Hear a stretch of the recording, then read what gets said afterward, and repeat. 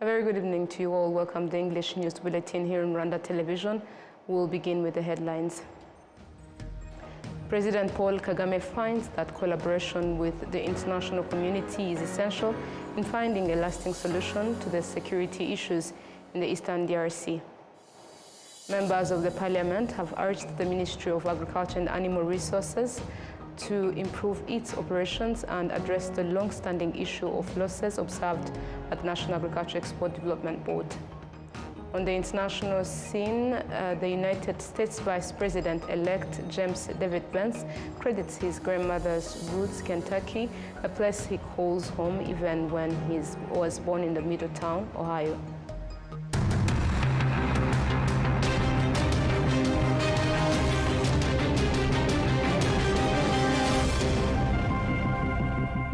My name is Olive Nete. I hope you had a fruitful Thursday. Let's dive in the edition. President Paul Kagame finds that collaboration with the international community is essential in finding a lasting solution to the security issues in the eastern DRC rather than escaping from responsibilities. Adam Squizera kicks us off tonight. Earlier today at Kigali Convention Center, President Paul Kagame and First Lady Jeannette Kagame hosted a luncheon in honor of the members of the diplomatic corps. In his speech during the luncheon, President Paul Kagame noted that Rwanda's diplomatic relations with countries in both the global north and south has continued to grow stronger and more fruitful, fostering mutual benefits and advancing shared goals. The head of state reiterated on the ongoing regional issues, particularly in the eastern DRC. He underscored the persistent failure of the international community to take responsibility in effectively addressing the crisis. That also shows, or maybe prove, this will prove why Rwanda has to carry the burden of this problem. It is a way of escaping responsibility. That's the shortest, easiest answer. When people ask, why have you been there for this time and you still want to be there? It means you didn't address the problem. So the easiest answer is no. But Rwanda keeps being part of the problem. President Kagame reiterated that it's unthinkable that some members of the international community still pretend and question the presence of the FDLR in DRC. And again, associated with that, the very people who murdered people here in Rwanda, those who carried out the genocide, still exist, are still armed, are still practicing the ideology of genocide in our neighborhood in Eastern Congo, supported by government, supported by leaders in that place. On the watch of this international community that talks about values, that talks about interests, that deployed this UN force into Congo to actually eradicate, among others, that problem that originated from here, be it the genociders or the ideology itself. President Paul Kagame emphasized that Rwanda will never again bear the heavy price of lost lives, no matter the circumstances. We have paid our highest price ever in our lives, this genocide. I don't think we can be made to suffer in all kinds of ways. We can do, but we will never, never, never go back to paying that similar price we paid 30 years ago. It doesn't matter how powerful anybody is.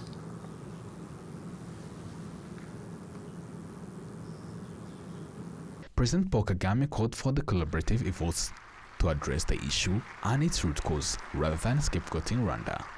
Adams Kwizera, RwandaTV News, Kigali. Thank you, Adams, for the details. Now, after the M23 captured the headquarters of the Masisi territory and the Ngugu area, which previously served as a stronghold for the FDLR and other militia groups associated with the 1994 genocide ideology, analysts note that this is a strong message to the DRC and the international community refuting their cause. Prince Manzi has more on this. There is no doubt about it. The Masisi center is now under the control of the M23. For some of these fighters, this is their birthplace, as they were born in refugee camps where tens of thousands of people have spent almost 30 years. These are strong emotions for the members of the M23 after seizing the Masisi territory headquarters, one of the 6 that make up North Kivu. After the Masisi capture, several major countries and international organizations were stunned with statements calling for the M23 to withdraw. However, these same parties had been silent when the FDLR and other militia groups with genocidal ideologies were terrorizing the area, killing, burning, and looting. Jean-Baptiste Kasominari, a law expert and regional politics analyst, affirms that the situation in Eastern Congo is a sign of international hypocrisy. Umutwe wa FDLR nk'uko mubizi ubeshejwe muri Kongo muri kiriya gihugu n'umuryango mpuzamahanga habayeho. The FDLR is supported by the international community. A lot were done to eliminate this genocidal force, but was always backed by the European countries and the US. So the failure of the FDLR is the failure of these countries.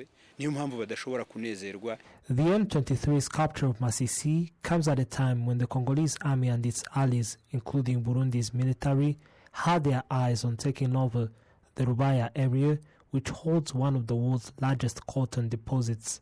Patrick Maisha, a journalist who has been closely following this conflict, says the capture of Masisi is a significant blow to the FDLR and the foreign countries that were exploiting the region's mineral resources, as it also provides access to the road leading to Warikare, another mineral-rich area. Byagiye bigaragara kenshi ko bamwe mu bakozi b'iyi miryango bakora ubucuruzi.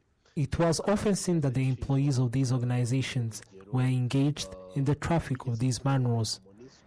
An example is when the MONUSCO car passed in that region and their car fell and the minerals were seen. Harimo zahabu, harimo izi za manganese n'andi mabuye. It's not just their home. Both Masisi and Ngugu are strategic locations for the M23, providing key advantages for military operations, including expanding their control over other territories and defending against enemy attacks. As of now, the DRC government has remained firm, rejecting negotiations with the M23, which it considers as a threat. Analysts reiterate the time will determine the next steps in resolving this issue. The reason the M23 is able to conquer the region, people ask it, but they do not get the answer. This is because these were born there. They speak the same language, Kinyarwanda. The population there speaks Kinyarwanda. And for information, the places have Kinyarwanda names.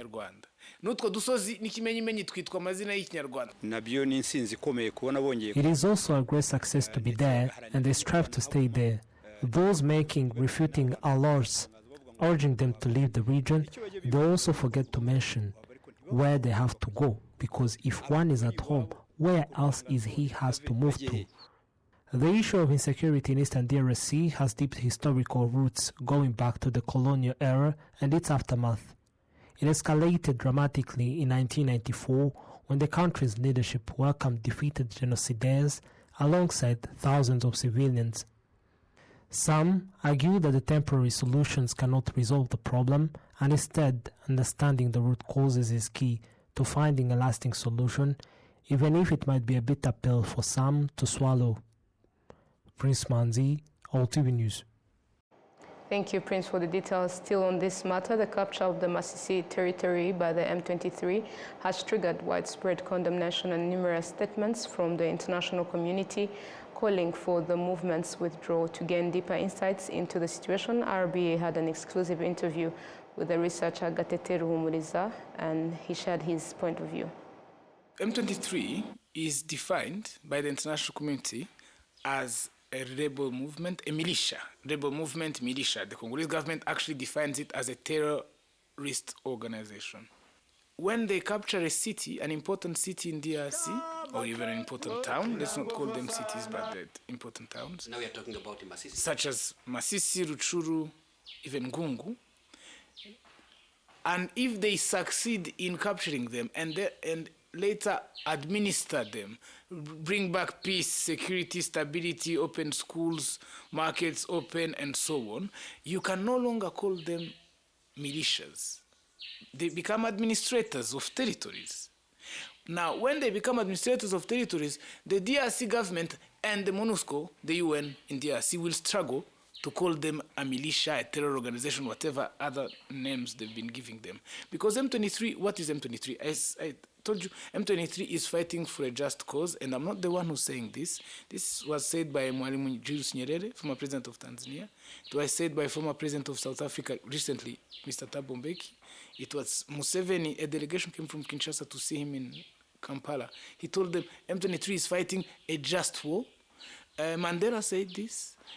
Who has not said this? Everybody says this. What is M23? M23 is children of Kinyarwanda speaking the DRC who live now in refugee camps. For the last 30 years, they live in refugee camps in Rwanda and in Uganda. Over 500,000 people. Now, their children who got tired of staying in refugee camps took up arms to bring back their parents. In fact, 10 years ago, over 10 years ago, before Kabila left power, M23 reached an agreement with the Kinshasa government. They signed an agreement which consisted mainly of bringing back their communities to the DRC. So M23 accepted to lay down weapons in return for the Congolese government to provide the right conditions to bring back their families. Notably, to stop collaborating with FDLR, which is founded by people who committed genocide in Rwanda, were defeated, fled, and turned against Congolese Tutsi, who now fled. Now, when M23, the DRC government, all this international community has direct interest in DRC, in natural resources. So the deal between the international community and the Congolese government is, if you want to do business with us, if you want to extract minerals here, you cannot recognize the cause of M23. In fact, you must accuse Rwandan government being behind M23. M23 has no cause, it's all Rwandan government. Now, whenever M23 conquers territories, especially Masisi, which is the next door to, between Masisi and Goma, there's only Sake remaining. It's not far from Goma. The international community fears that this is going, because when they capture territories, they administer them. There's more safety, more security, better livelihood in areas controlled by M23 than in areas controlled by the government of the DRC. Every day in Goma you hear abductions, killings, rapes, all sorts of insecurities. But when M23 conquers territories, now they force the international community to deal directly with them because they are no longer, militias. Right. FDLR and the other militias have been there in Masisi for many years, and nobody did mention this. Why do they come when M23 are in Masisi? Because FDLR was in those areas with the complicity of the Kinshasa-based politicians from the Kivus, sometimes, most of the time, but also even just Tshisekedi's family. For example, the Rubaya tin mine was given to, I'm told it was given to the son of the president. So you understand, FDLR was in those areas protecting interests of Kinshasa-based politicians, which was in the best interest of Kinshasa. Now, because M23 is back there, and remember, M23 is not conquering territories. M23 is conquering their own land. It's Nyerere who defined it very well. He said, and it's a clip that is on the internet. He said, the Rwandan kingdom was partitioned between Germans and Belgians. part of the Rwandan kingdom was given to Zaire at the time, which is Congo today, and with the people and the land. Now, if you want to return the people, return the land. In fact, if you go, the proof is very simple. If you hear every territory that M23 has conquered, they have Kinyarwanda names, all of them. So this conquering of territory is going to force the international community to recognize M23 as the legitimate movement that it is, and to be able to talk with them. M23, that's all they've been asking for, but they never had leverage to be able to impose talks. And now they do, because after Masisi, that's why the international community was making noise. Today, I think now, they're closer to getting access to negotiations than before. But they have been requested to leave Masisi, and they did not. What do you think will happen after? Well, you see, it's Thomas Sankara who said, only the struggle frees. And in the same saying, Thomas Sankara says, the slave who expects his oppressor to free him shall have it coming, shall not expect people to pity him, because it is up to him to liberate himself. So if M23 and its families have been in refugee camps for 30 years, all these 30 years, they've been asking the same international community that is asking them to leave Masisi, could you please help us return home, for 30 years? They did not. Now that M23 has taken up arms and taken back their land, their own land, they're about to bring back their families, the same international community that failed to bring them home is asking them to leave their home. Nobody has more legitimacy to be in Masisi, Ruchuru, and Ngungu, and Sake than M23. These are children natives of that ancestral, this is their ancestral land. They have more legitimacy than Kinshasa, than New York, Paris, and London to be there. What does it mean their struggle? When now they're in Masisi, what does it mean in their struggle now? In their struggle now, they mean more recognition. It means although we see it as a military success, but it's also a diplomatic success. Because, M23 can stay in the bush and repel attacks of the Congolese government for years, but they still will not be recognized. The only way they can be recognized is when they take actual towns of their own, of their ancestral land, and impose themselves there, so you'll have to negotiate with them. Now, moving on other local matters, the Ministry of Health states that in its 5-year action plan, the goal is to ensure that 95% of the population receives health care at the primary level to help them access early treatment and reduce the number of patients at referral hospitals. And Gladys has more on this. Rugando Health Center, located in Kimihurura sector of Gasabo district, is one of the 102 primary health centers that have been upgraded to the second generation level. However, services that were initially offered, they were suspended after the contractor left the site. It is now managed by the Kakiru Health Center, as explained by Kayutegere Violette, a nurse working there. The services mentioned, if implemented, will assist the residents of this area, including maternity care, the ability to dress wounds for someone who is injured and needs quick treatment. If there were a laboratory, it will be even better, because sometimes people come in saying they have stomach issues and you can see they need a test. However, since there is no one working in the laboratory, in a discussion with the senators, the Minister of Health, Dr. Saban Sanzimana, mentioned that the number of people seeking health care at primary health centers has increased from over 71,000 in 2016-2017 to nearly 4 million in 2023 to 2024. However, he noted that 20% of the over 1,280 health posts in the country are not operating well due to issues that need to be addressed. There are times when entrepreneurs venture into businesses without proper preparation and they face challenges. For example, if someone had a shop and was an entrepreneur doing regular business, but now they're trying to run a health post, it is different from doing regular business. They might find it difficult, and some will speak up while others leave without saying anything. There have been many issues, but what we need to focus on is elevating each of the 20% that have problems, as they have different challenges.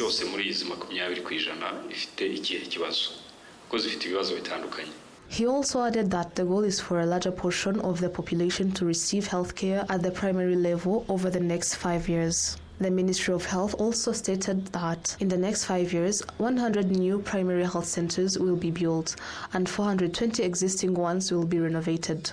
The Senate President, Dr. François-Xavier Kadinda, emphasized that providing healthcare at the primary level is crucial for the well-being of the population. You find that the citizens with good health are the ones that can serve the country or contribute to its development. It is therefore necessary for health posts and primary health centers to function well and provide services close to the people who need them. By increasing the number of doctors, we can progress from that level all the way to university hospitals. The Ministry of Health also mentioned that this year, 200 new high school graduates have joined the health sector, and they will primarily work at primary health centers. Regarding the 82 health centers located in remote areas, those who agree to work there will begin receiving incentives this quarter.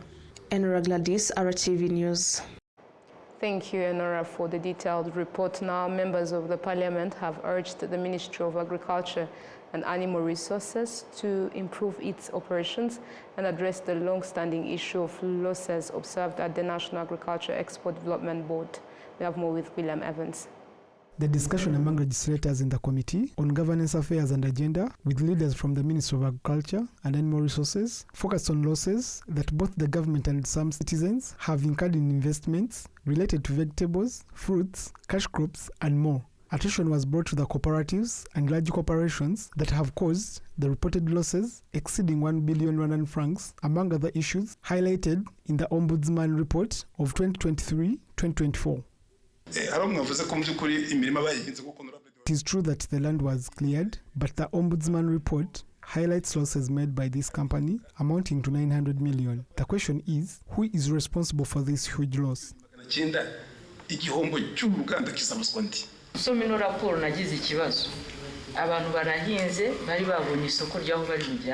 While reading the Ombudsman's report, I had many questions. People had cultivated their land and had a ready market for their produce. Then you issued a notice telling them their produce was not desired, mentioning what was desired. I then wondered, how then will these citizens look at such leadership? Director General of NAEB, Bizimana Korod, outlined strategies to address these challenges. As the minister mentioned, the 900 million investment was for acquiring the land and building. We acquired the best land in the economic zone. It is true the company is making losses because it is not operating at full capacity. But what we see from the valuation we carried out, that very land is valued at over 5 billion Rwandan francs as of today if we choose to sell it off.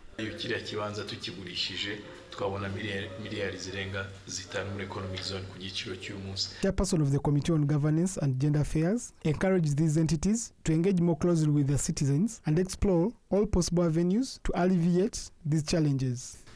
Find ways of negotiating with these people and see how best they can repay the losses incurred, but also ensure there is business continuity for the locals.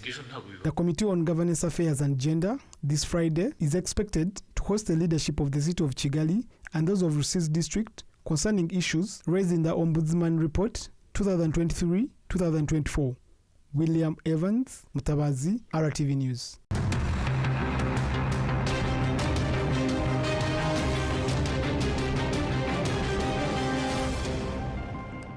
Still watching RwandaTV News, now to matters making headlines globally. The United States Vice President-elect James David Vance credits his grandmother's Kentucky roots, a place he calls home even when he was born in Middletown, Ohio. VOA has the details.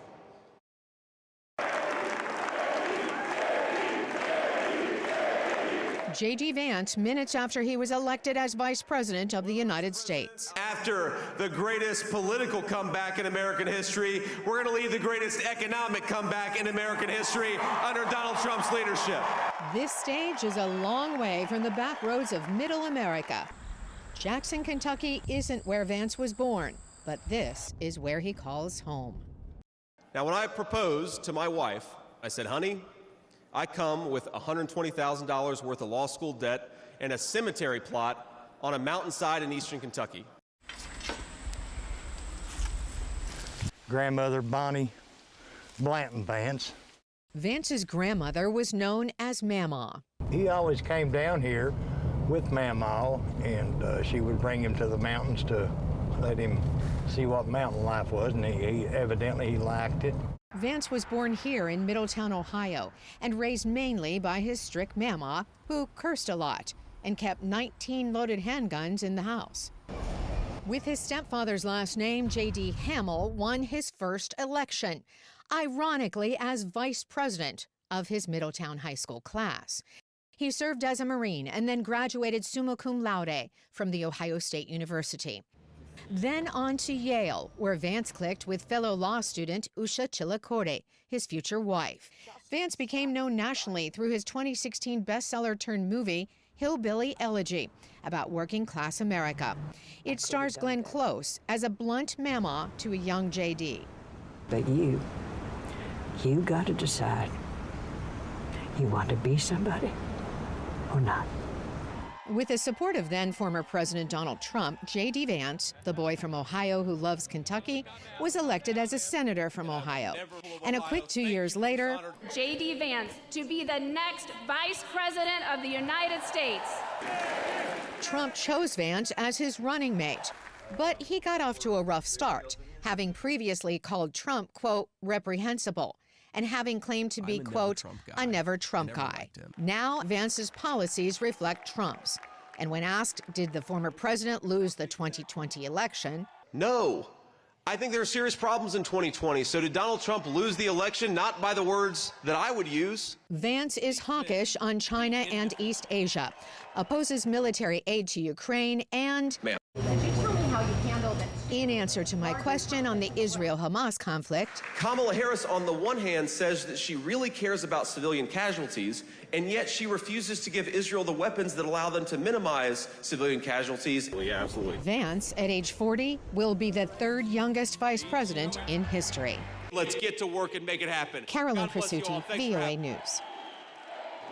The story brings us to the end of tonight's bulletin, but before we leave, a reminder of our top stories. President Paul Kagame finds that collaboration with the international community is essential in finding a lasting solution to the security issues in the eastern DRC.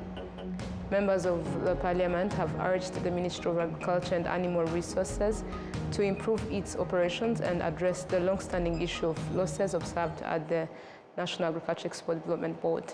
On the international scene, the United States Vice President-elect James David Vance credits his grandmother's Kentucky roots, a place he calls home even when he was born in the Middletown, Ohio.